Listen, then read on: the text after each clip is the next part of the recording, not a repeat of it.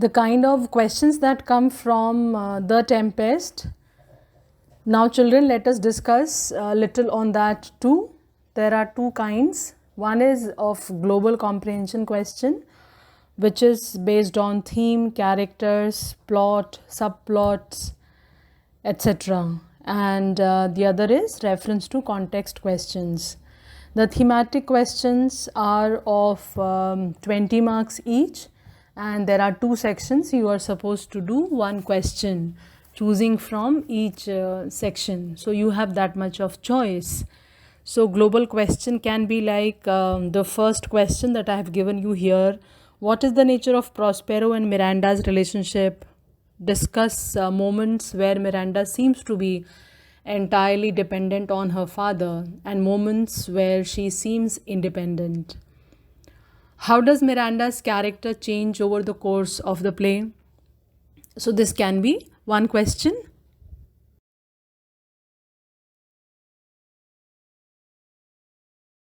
Question number 2, discuss Ferdinand's character. What is the nature of his love for Miranda? Is he a likable character? What is the nature of his relationship with the other characters? So such questions come on character sketches, character based questions.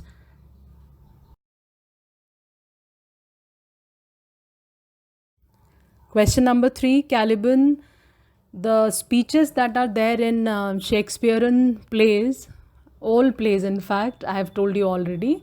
So likewise in this play as well, you can get long answer type questions on famous speeches too. So these speeches can be of Ariel, of Caliban, or of Prospero or Miranda. So you may get question on that. So here is one for you, Caliban's speech, "The Isle is full of noises." That's a very famous speech. It can be analyzed with various references.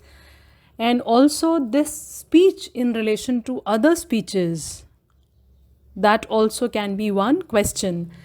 Then one question can be the effect it has on other characters. So you see, one speech can have various points also. So likewise, you may get questions based on speeches too.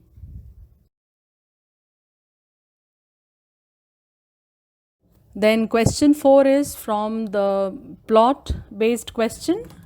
You can get one like the Tempest, for example. The Tempest scene can be analyzed in various ways. So this scene and its importance in the entire course of the play.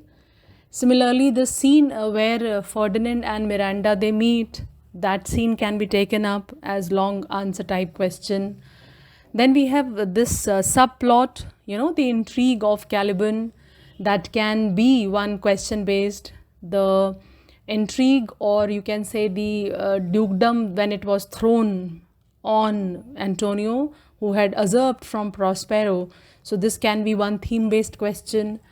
So such type of questions can be taken up in global comprehension from theme as well. So theme, plot and character based questions come as long answer type questions.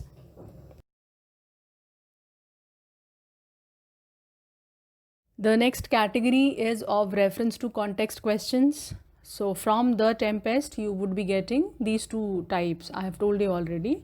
In reference to context questions, again, any part of the play from Act 1 or Act 2 or Act 3, it can come in the exam. And from here you get again the speeches, the lines, the way you used to do poem based or stanza based questions. Similarly, we have reference to context questions from play as well. And here you should know, that who said to whom. Such kind of questions come where you might be stuck up. So you need to prepare those questions well, and for that you need to read the text thoroughly. Unless you read it thoroughly, you would not be able to locate the lines from which act or scene they have been taken. So in reference to context, again, I have given you one example where there is this speech by Prospero and the questions are based on that speech. So two questions I have given, you will be getting further questions like that.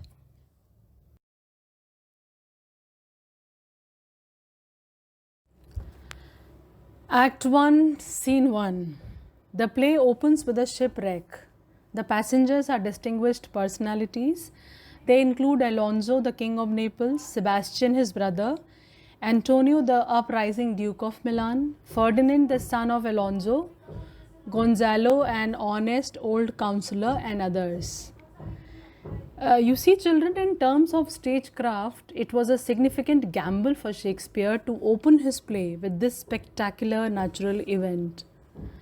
Given that in the early 17th century, special effects were largely left to the audience's imagination, how would you otherwise imagine that there is a shipwreck that has taken place?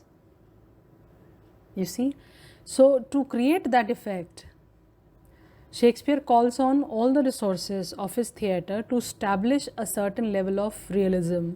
For example, there is noise of thunder and lightning in the beginning. The boatswain, he also indicates that we are on the deck of the ship. So the characters, they keep referring to this, that they are on the deck of the ship.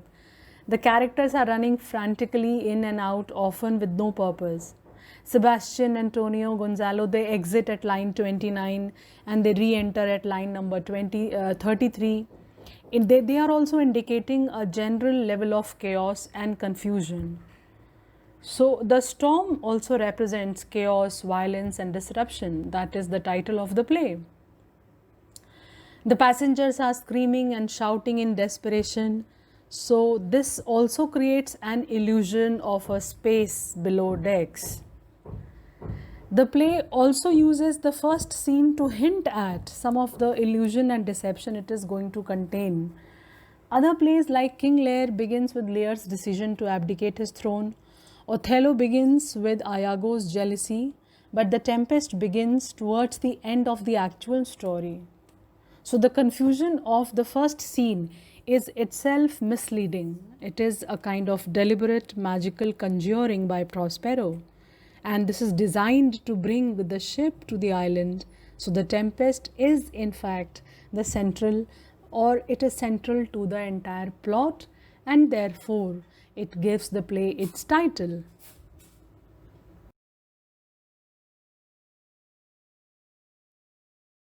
Shall we start reading the play now? So if you open Act 1, Scene 1. Scene 1, on board a ship at sea, a storm with thunder and lightning. Enter master and boatswain. Master, who's master? The commanding officer, you can say the commander of the ship. And he's talking to boatswain. And who's boatswain? An officer on a merchant ship is called boatswain. So master calls him out, boatswain. Boatswain answers, here master, what cheer? Now what cheer is, what is your pleasure, or what do you want? Master, good, speak to the mariners, fall to the yearly, or we run yourselves aground, beaster, beaster.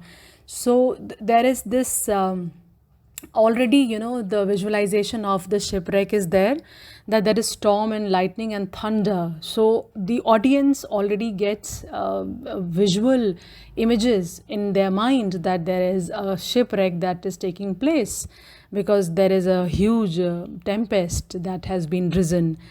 So the master tells the boatswain and other crew members to save the ship and to promptly start doing their work to save the ship. So enter mariners, all of them. So boatswain tells them, hey my hearts, cheerly, cheerly.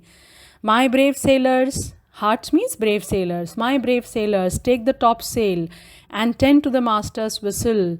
Blow till thou burst thy wind, if room enough. So go out and wait for the command of the master. When he blows the whistle, then you have to top the sail or the mast of the ship, you have to topple. So they all exit. Now enter Alonso, Sebastian, Antonio, Ferdinand, Gonzalo and others. Alonso, good boatswain, have care. Where is master? Play the men. He says, show manly courage, boatswain, and try to save the ship. Boatswain, I pray now, keep below. Where is the master, boatswain? Antonio, boatswain, do you not hear him? You mar our labor. Keep your cabins, you do assist the storm. So boatswain tells these highly uh, high officials, you can say. They are the lords. They are the, as I told you earlier also, that there are two groups. One is of the commoners, the one is of king and lord and his men. So these people belong to that group, the latter group. And very interesting thing here, children, is that you have to notice how do they talk to the lower people. Their language is very base, their language is very crass and crude. So that is a very important point here. Boatswain tells them, and he tells Antonio that he should not spoil the labor of the crew members and they should remain in their cabins, because if they come out on the deck, then they are helping the storm to destroy us. Gonzalo, nay, good, be patient. So he says, be patient. Boatswain says, when the sea is, hence, what cares these roarers for the name of king? Why are you all shouting the name of the king? What is there that is bothering you? Two cabins, silence, trouble us not. All of you go back to your cabins and don't trouble us. Good. Yet remember whom thou hast aboard. Gonzalo is the rightful and dutiful counselor, and he tells Boatswain that whatever you do, you are doing good to save the ship. But remember that on your ship, you have aboarded a king. He is the king of Naples, so you must save the ship at any cost. Boatswain, none that I more love than myself. Boatswain says that, of course, I love my king more than myself.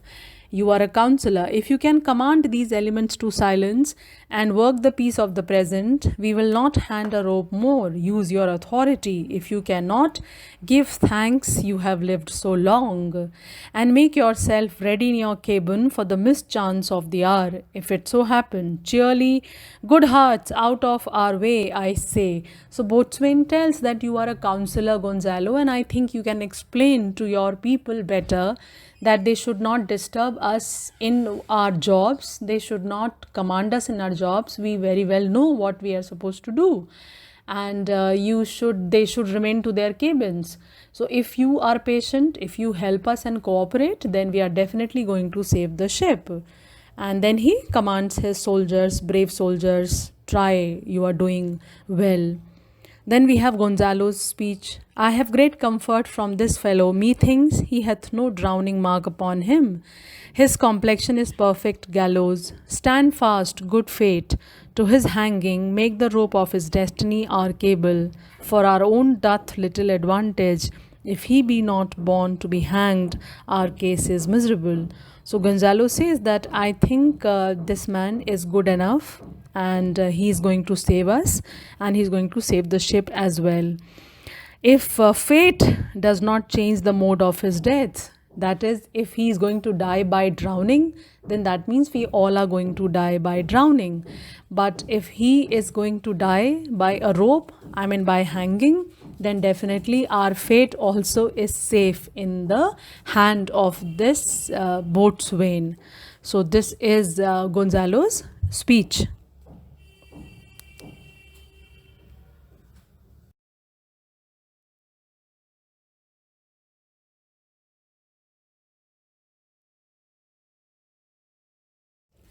Re-enter Boatswain.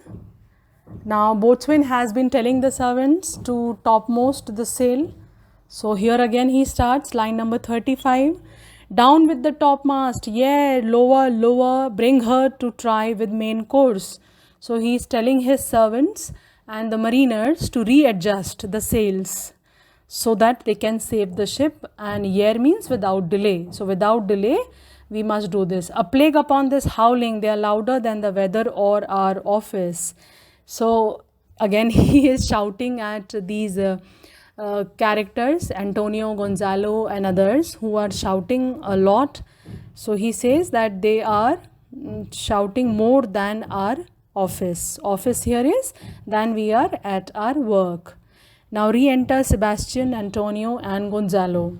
Yet again, what do you hear? Shall we give over and drown? Have you a mind to sink? So obviously he is so busy and he is so tired and exhausted with this work, and they keep on entering and disturbing him. So he rather screams at them and he says, why have you all come here again? Do you want us to drown ourselves? Do you have a mind to sink? Sebastian says, a plague over your throat.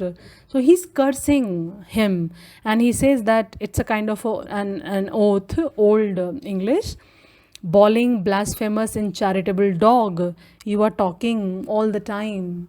And see how Sebastian is talking so irreverently to Boatswain.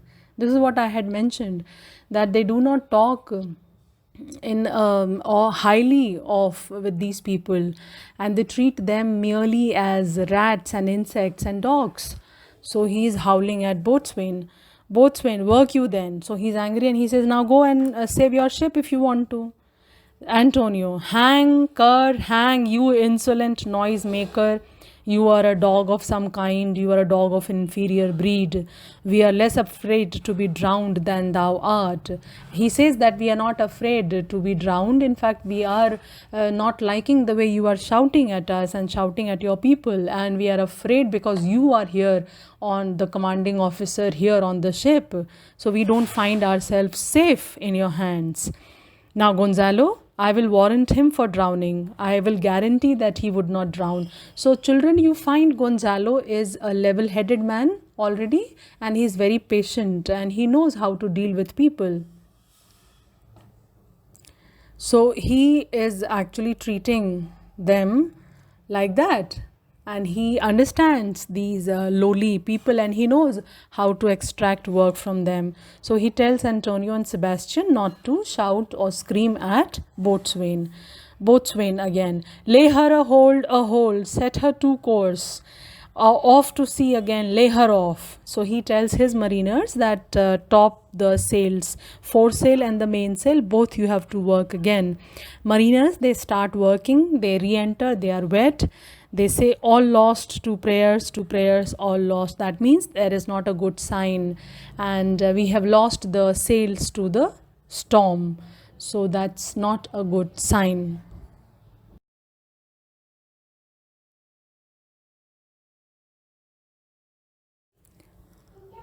Boatswain again, he says that must we be drowned? So when the mariners came and told him that they have lost the mainsail and the foresail, so Boatswain also here sounds worried. Gonzalo says, the king and prince at prayers, let's assist them, for our case is as theirs. So he's requesting, all on the ship that we should assist and we should accompany them so that we can save the ship. Sebastian says, I am out of patience. Antonio, we are merely cheated of our lives by drunkards. This white-chapped rascal, would thou mayest lie drowning, the washing of 10 tides. So Antonio is not actually good to talk to when the lower category of people is concerned. So he says that we are completely cheated of our lives, and our lives are in those hands which are not safe, and this big mouthed rascal is going to drown us until 10 tides have washed over us. So he again, Antonio goes on being impatient and shouting, Gonzalo, he will be hanged yet, though every drop of water swear against it. Gonzalo says that I think he is good and he is able to save us, and he would be. And if that doesn't happen, then he would be hanged. And gape at widest to glut him. Confused noise comes from within. Mercy on us, we split, we split. Farewell, my wife and children. Farewell, brother, we split, we split, we split. So this is the design of Prospero, as I've told you already when I was discussing the plot of Tempest, that from now onwards there would be two groups. The entire crew is divided into two groups. One is of the commoners and one is of the king and his men. So the boatswain, he exits along with his people. Antonio, let's all sink with the king. So Antonio says, now we remain, so we will all sink with the king. Sebastian, let's take leave of him. Then exit Antonio and Sebastian too. Now Gonzalo remains on stage. Now would I give 1,000 furlongs of sea for an acre of barren ground? He says how lovely it would be if I can again see and am able to see the ground. You see, so he says, I would like to give this much of sea for a small piece of land. If I'm able to tread upon a land or tread my feet upon land, long heath, brown furs, anything. So you see, this is how we behave, and we realize the importance of something when that something is taken away from us. So Sebastian has the same feelings. The wills above be done, but I would fain die a dry death. Now, whatever God wills, that will happen, of course, but I would have preferred a dry death. Means I would not like to die by drowning. I would have liked a death on land. Now, here ends Act 1, Scene 1. Okay. Now, next slide, we are going to read Act 1, Scene 2.